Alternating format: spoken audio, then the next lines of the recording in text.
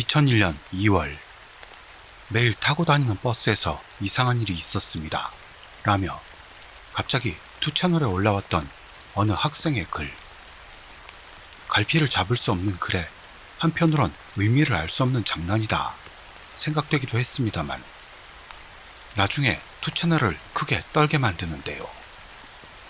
뭔 말인지 전혀 모르겠습니다. 통학버스의 노신사.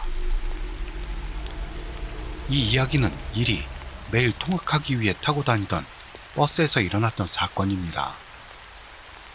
일은 그때의 상황을 써내려갑니다. 그 버스는 우회전하는 항상 타던 버스로 어느 날 이상한 일이 있었어요. 왜냐하면 언제나처럼 할머니가 있기 때문에 마지막까지 갔습니다. 아프니까.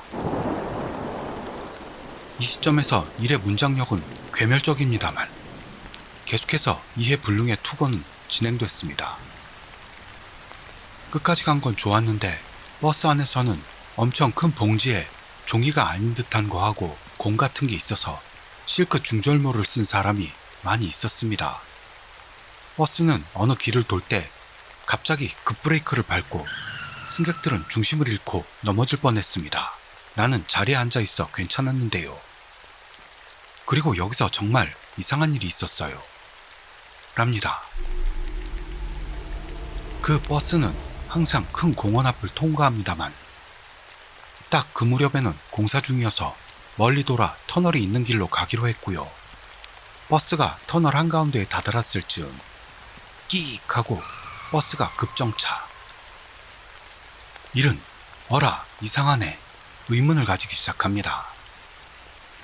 그러나 깨달았을 때는 이미 학교 앞 버스 정거장에 도착해 있었고 일은 의문을 품으면서도 평소대로 학교에 갔다고 하네요. 원 개소린지 원. 글 마지막에는 갑자기 그 버스에 탔던 사람들은 이미 모두 죽었습니다만 전혀 의미를 알 수 없는 채로 이 학생의 투고는 끝.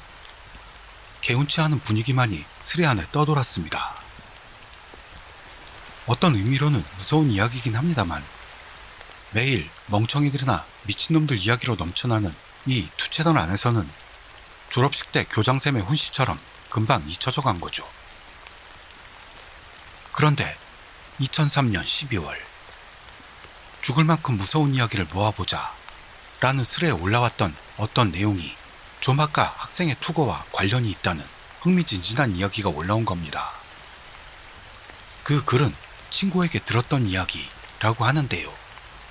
그 친구는 가나가와현에 있는 어느 고등학교를 버스로 다니고 있었습니다. 거기에 자주 타는 기묘한 할머니가 있었답니다.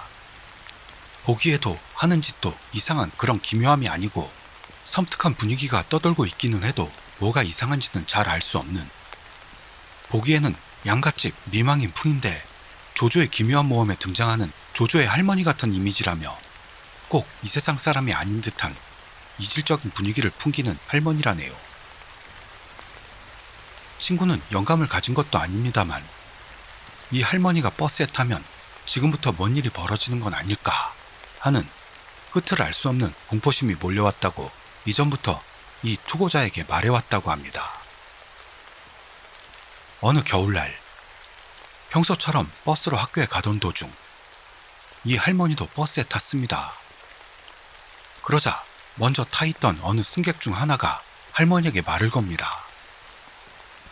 그 인물은 모자를 쓰고 있었고 노약자석에 앉는 노신사 느낌의 인물로 그 옆에는 일행으로 보이는 같은 모습을 한 40대 정도의 남성이 둘, 커다란 가방을 들고 서 있었습니다. 노신사와 할머니의 대화 내용까지는 잘 알아들을 수 없었다고 합니다만 두런두런 대화를 나누던 모습. 그러는데 노신사가 갑자기 그것만은 못하게 할 겁니다 라며 차 안에서 큰 소리를 지릅니다. 보고 있던 친구뿐 아니라 버스 안에 있던 승객들이 일제히 거기를 향하자 노신사 일행으로 보이는 사람이 커다란 가방에서 둥근 공 같은 것을 꺼냈습니다. 친구는 순간 자폭 테러인가 싶었답니다만 폭발 같은 건 일어나지 않고 한동안 노신사와 할머니가 서로 계속해서 째려보고 있었습니다. 버스 안에 어색한 분위기가 떠돌던 순간 갑자기 버스가 급브레이크를 밟고 정차. 기사의 방송에 의하면 아무래도 이 앞쪽으로 긴급 공사가 있으니 우회합니다 라는 것. 그러더니 평소와는 다른 길로 들어서는 버스. 한참이 지나자 주위가 캄캄해지고 터널인가? 친구가 생각한 곳에서 기억이 탁 끊기고 정신을 차렸을 때는 병원 침대 위였다고 합니다. 사실 이 친구는 길가에 쓰러져 있는 걸 지나가는 사람이 신고했고 병원으로 옮겨졌다는 건데요. 이 병원에는 버스의 다른 승객들이 입원하는 적은 없었다는 겁니다. 다음날 신문에도 그럴 법한 기사는 실리지 않았고 결국 버스나 승객들이 어떻게 된 건지는 투고자도 친구도 알 수 없는 채 미궁에 빠지고 말았습니다. 그 후 의식이 돌아온 친구였는데요. 뇌에 장애가 남고 말았다는 모양으로 뭔 말을 하는지 모를 일이 종종 있었다고 합니다. 하지만 친구도 나름대로 진상을 확인하려고 움직이고 있었던 것으로 인터넷에서도 상대해주지 않았다며 탄식했다는 것. 이 사고 이야기는 투고자가 이틀에 걸쳐 참을성 있게 들어줬던 내용이고 그 친구는 나날이 상태가 안 좋아졌고 작년 여름에 죽었답니다. 버스, 할머니, 둥근 공, 터널, 사고. 이 관련된 주제에 의해 2001년에 올라왔던 어느 학생이 썼던 대체 뭔 개소리인지 몰랐던 이야기와 내용이 일치하는 부분이 많이 발견됩니다. 그렇지만 아직 그 사실을 깨닫지 못하고는 자기가 뭐라도 된 것 마냥 그때 상황을 담당 간호사한테 물어봤냐. 만약 사건이라고 했을 때 피해자 본인 가족이라면 상황을 간단히 알 수 있었을 거라 본다. 또한 이 갑작스럽게는 믿기 어려운 현상을 사실인지 의심스럽다 등등 잘난 척 꼴값을 떠는 쓰레놈들도 나타납니다. 이 글들에 대해 이대로는 끝나지 않겠다 생각한 투고자도 반론하죠. 가족들에게도 상황을 물어봤지만 첫 만남에서 슬퍼하며 나를 새는 친구 가족에게 미주알 고주알 물을 용기는 없었다고 대답. 학교에도 형사가 오거나 하는 적이 없었기 때문에 친구가 등교 중 혼수 상태에 빠져 의식에 착란을 일으킨 것뿐으로 사건성은 없다 하는 결론에 이른 건 아니었을까 추측합니다. 여기서 어느 스레 주민이 뭔가를 깨닫습니다. 학교 가는 버스에 타 있다가 할머니가 나타나는 별 내용도 없을 것 같은 괴담을 분명 본 것 같은 느낌이 드는데 데자분가? 하고 수선을 떨기 시작했던 겁니다. 그러자 게시판을 떠돌던 고인물 스레 주민이 엄청난 기억력으로 정보를 끌어모아 옵니다. 바로 여기저기서 관련된 정보가 모이고 여기서 투고자의 친구로 보이는 학생이 2001년에 기록한 이해불능의 스레가 투하되네요. 그 글을 읽은 스레 주민들에게서는 이번 이야기하고 엄청 비슷해. 대체 뭐가 보였던 걸까? 나 이번 투고가 낚시가 아니라면 친구 확정이네. 소름 쫙 돋는구만 하는 글들이 올라옵니다. 또한 이번 투고자하고 관련 없이 그냥 우연의 일치였으면 좋겠다 면서 두 스레의 관련성이 없기를 바라는 주민도 나타납니다. 게다가 2001년 버스 사고로 검색했더니 이런 게 나왔다며 업로드하는 스레 주민. 거기서 경악할 사실이 밝혀지게 됩니다. 그 링크에는 사고를 일으켰던 버스 사진이 있고 어떤 사고 내용이 적혀 있었습니다. 그 내용은 2월 3일 아침 8시경 사고 상황을 기록하는 경찰차가 서 있고 쇼난 고등학교 입구 버스 정거장 앞에 버스가 멈춰서서는 회송이라는 표시를 띄우고 있는, 안에 승객은 없어 보이지만 큰 사고는 아닌 듯한 것으로 가족에게 버스 사고가 있었다고 생각하면 긴장되고 만다 라며 근처 주민으로 보이는 인물이 당시 사고 상황을 올리고 있었다 라는 것이었던 겁니다. 사고를 일으킨 버스는 쇼난 고등학교 입구 버정에 서 있었고 또한 투고자의 친구도 가나가와현에 있는 고등학교에 다니고 있었다 하는 공통점이 다시 부상한 겁니다. 쇼난이란 가나가와현의 해안지대이거든요.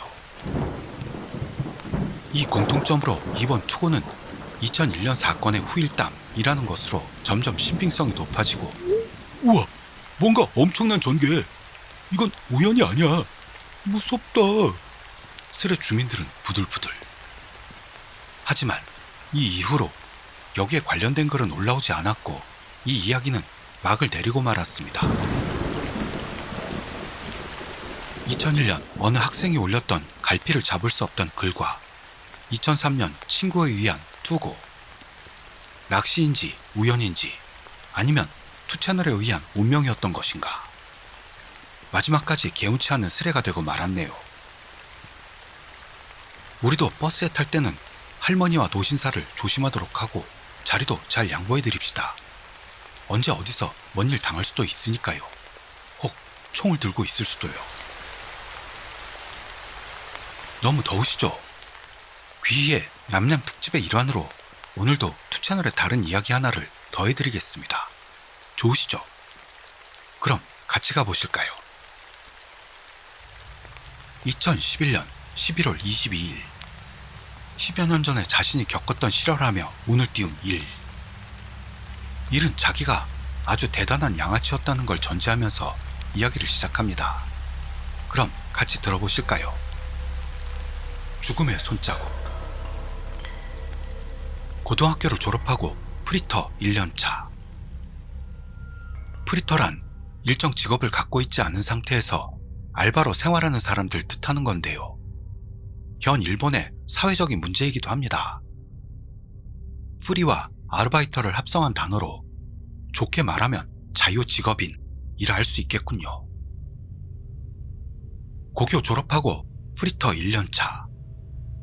나는 너무 문제를 일으켜서 같은 시내인데도 부모님이 날 위해 아파트를 빌려서는 억지로 쫓아냈습니다. 똥은 똥끼리 모인다고 내 주변 놈들도 죄다 프리터들. 이른바 양아치죠. 머리색도 핑크, 금발, 파랑 등 모두가 컬러풀. 뭐 밴드하는 놈들이 많았던 탓도 있었어요. 당시 18살로 막 면허를 딴 멍청이들이 할 행동은 정해져 있겠죠. 시골이기도 하고요. 매일 마시고 차로 여자 꼬시기, 심령 스팟 돌아다니기나 가라오케. 그래도 그다지 나쁜 느낌은 아니고 사람들에게 폐를 끼치거나 범죄는 저지르지 않았습니다. 하지만 그날은 상황이 달랐어요. 그때 우린 모두 3명이었는데요. 가칭 A, B, 그리고 나. 그런데 셋 모두 알바하는 데서 문제를 일으켰습니다. 유부녀한테 손을 댄 놈, 점장을 두들겨 팬 놈, 손님하고 싸운 놈. 그래서 전부 잘렸던 겁니다. 실로 쓰레기 놈들이었죠. 나만은 집이 그럭저럭 살아서 여유가 있어 그날도 은행에서 찾은 부모님이 보내준 돈에서 1,000엔을 A에게 건네줬습니다. 그날은 엄청 맑고 기분 좋았던 8월의 밤. 산간지역이라 습기도 없고 바람도 거의 없어 밤에 놀기 안성맞춤이었던 날씨였던 게 기억나네요. 셋이서 심령 스팟으로 유명한 차로 30분 정도 거리에 있는 인적 없는 신사에 갔었어요. 도리 앞에까지 차로요. 거기는 매일 밤 축시에 참배가 행해진다든가 미친 여자가 거기서 누구 애인지도 모르는 애를 낳아 그 자리에서 죽인 뒤 먹었다든가 옛날에 처형장이었다든가요. 여러 소문이 넘쳐나 있었고 전부 의심스러웠지만 가서 보니까 수수께끼에 얼룩이 묻어있는 돌이, 수십 년 전부터 쓰던 것 같은 세전함, 미이라로 밖에는 보이지 않는 목조로 된 신체 같은 것 등 분위기가 너무 살벌해서 소문은 전부 사실이 아닐까 생각되는 그런 곳이었습니다. 거기에 남자놈 셋에 새벽 3시 벌레소리, 새소리, 나뭇잎 소리, 어둠, 어둠, 어둠. 달밤에 떠오르는 돌이 정말 무서웠습니다. 하지만 현내에 있는 심령 스팟을 많이 돌아다녔던 우리는 5분도 지나지 않아 익숙해져서는 기세가 올랐죠. 그래서 전부 보고 돌아다녔는데요. 세전한 부근을 보고 있던 A가 말했습니다. 이거 자물쇠 박살낼까? 나와 B가 세전함 뒤를 봤더니 그냥 서랍처럼 되어 있었고 간단한 자물쇠가 달려있을 뿐이었습니다. 다이소에서 산 것 같은 자물쇠가 5년 정도 비바람에 놓여있던 것 같은 느낌? 평소에는 이런 곳에 와도 세전 도둑질 같은 거 안 하는데요. 그때는 모두 무지개다 저금한 돈도 없어서 그냥 저지르자는 속셈으로 셋이 얼굴을 마주봤죠. 술에 힘도 있어서 저지르자 됐고 나와 B가 세전함 앞쪽? 맨날 보이는 그쪽을 잡고 A는 뒤에 자물쇠를 잡고는 둘, 셋! 빠각!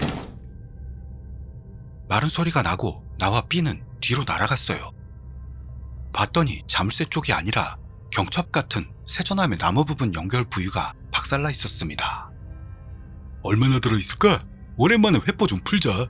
같은 저급한 말을 나누며 셋이 안을 봤더니 꾸깃해진 1000엔짜리 지폐 한 장과 동전 5개 정도. A가 이것밖에 없냐? B도 몇 푼 안 되네. 째찌 안신이구만. 나는 오히려 1000엔이라도 들어있는 게 신기하네. 누가 넣었을까? 이런 허접한 데다. 그러면서 모두 세전함에 침을 뱉기도 합니다. 그런데 A가 어쩔 수 없지. 이걸로 규동이나 먹자 하더니 그 돈을 지갑에 넣었습니다. 그때 지금까지 바람 한 점 없던 여름 끝 무렵의 상쾌한 분위기였는데 갑자기 슝 하는 느낌의 돌풍이 불었어요.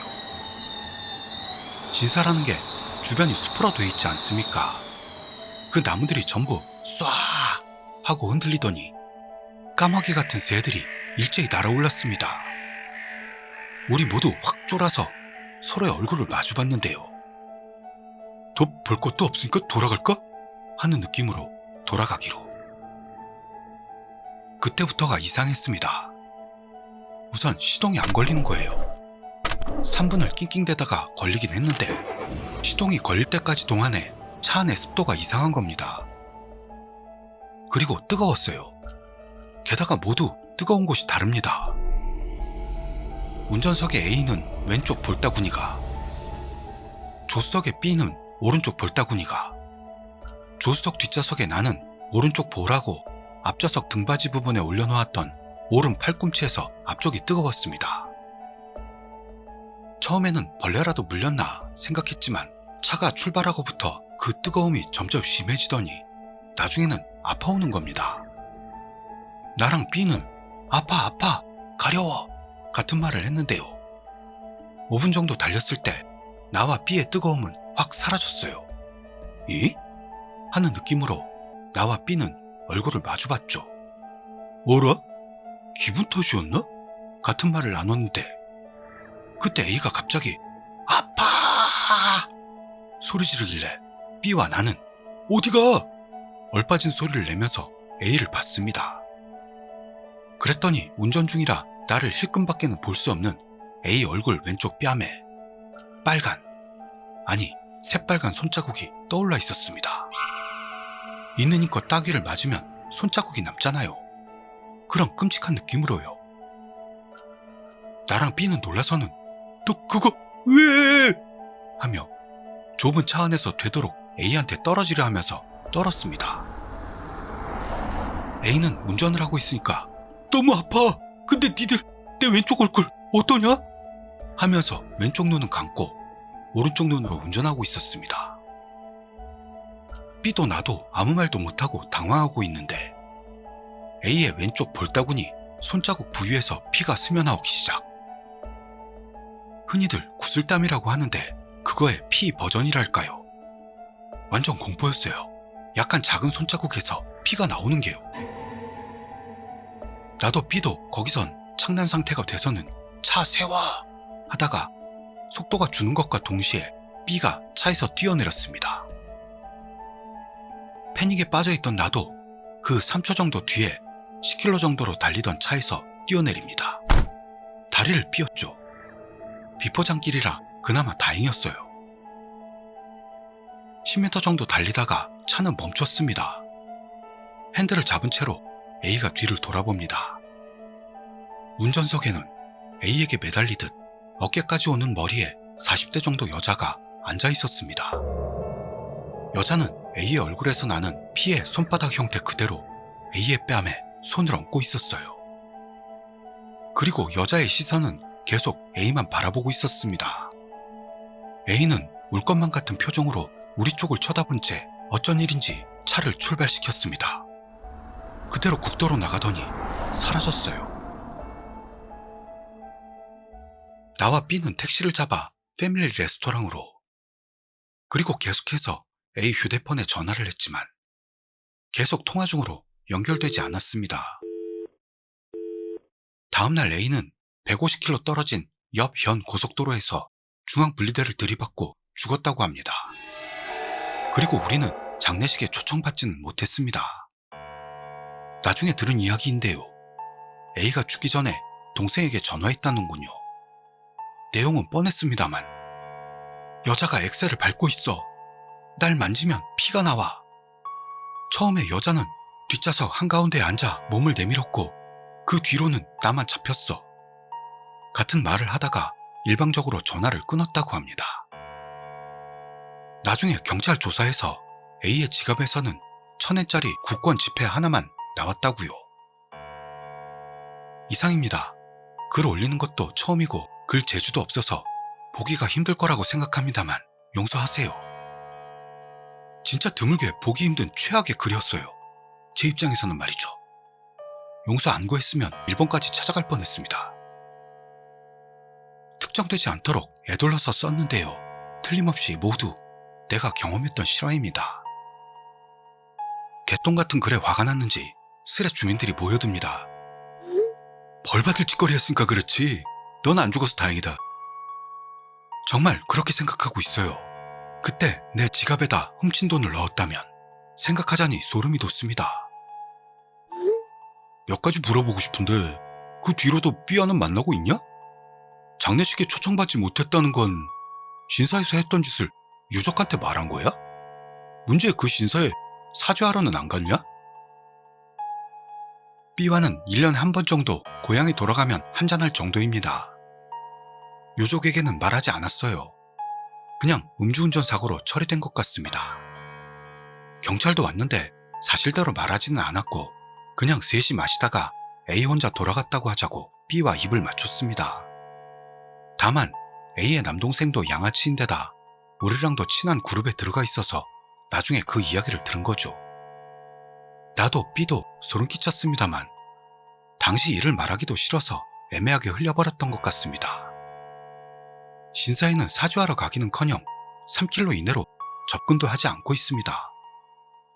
그렇다기보다는 지금 생각해보니 그 신사에 신주 같은 건 있는 걸까 생각될 정도로 쓸쓸했습니다. 이상 양아치 1이 스스로 자초한 실화였습니다. 정말 글도 못 쓰고요. 번역할 때 엄청 짜증났는데 내용이 참신해서 저에게 발탁됐습니다.